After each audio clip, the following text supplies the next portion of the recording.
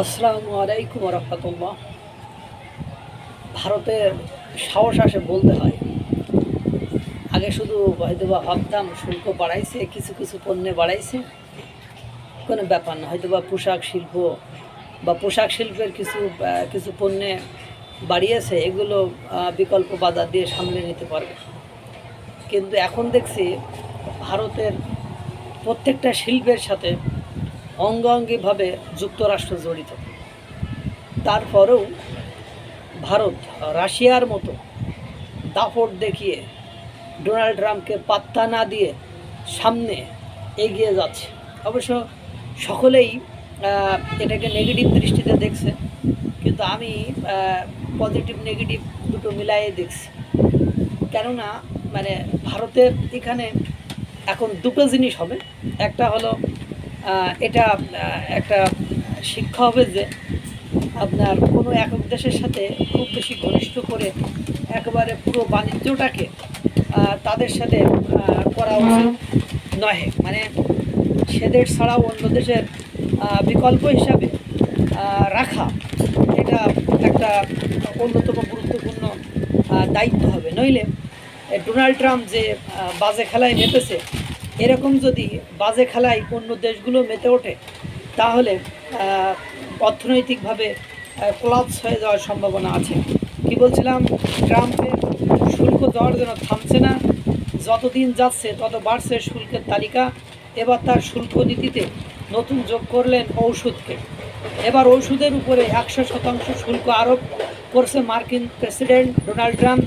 তিনি তার সোশ্যাল মিডিয়ায় এমন বিষয়ে পোস্ট করেন এবং খুব দ্রুতই এটি কার্যকর হবে, অর্থাৎ 1 অক্টোবর থেকে কার্যকর হবে বলে জানান তিনি।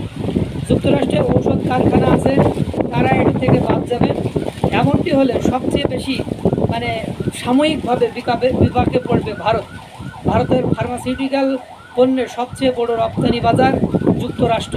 ব্যবহৃত 50% জেনেরিক এবং 15% বায়োসিমিলার ভারত থেকে রপ্তানি করা হয়।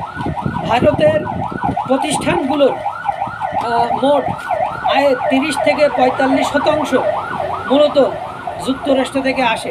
2024 সালের তথ্য মতে ভারত থেকে প্রায় $8.7 বিলিয়ন মূল্যের ঔষধ রপ্তানি করা হয়েছে যুক্তরাষ্ট্রে, যা ভারতের মোট রপ্তানির 31%। এবং চলতি বছরের প্রথমেই করা হয়েছে $3.7 বিলিয়ন।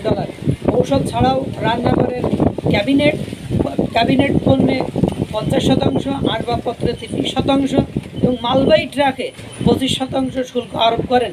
এদিকে ট্রাম্পের নতুন শুল্ক আরোপে ভারতের পাশাপাশি চীন, দক্ষিণ Korea, Europe, Russia, Japan, Mexico, Vietnam এরাও বাণিজ্যিকভাবে বিপাকে পড়বে, সেটা সুস্পষ্টভাবে বোঝা যাচ্ছে। এখন দেখেন, এটা করে ভারত যে তাদের সাথে দাদাগিরি করছে, সেখান থেকে ভারত আর ব্যাকে আসবে বা ফিরে আসবে, বা ভারত অন্য কোনো পথে হাঁটবে, এরকম নেই। ভারত এখন একটা বিশ্বের পরাশক্তিতে রূপান্তরিত হয়ে গিয়েছে। ভারতকে এখন আর দমিয়ে রাখা যাবে না। আজ একটু আগেই দেখলাম সৌদি আরবকে কাঁপিয়ে দিয়েছে।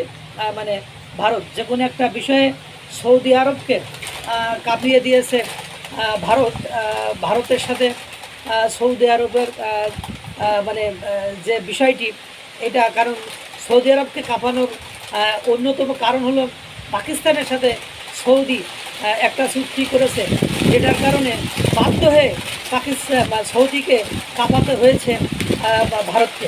আসসালামু আলাইকুম ওয়া রাহমাতুল্লাহ।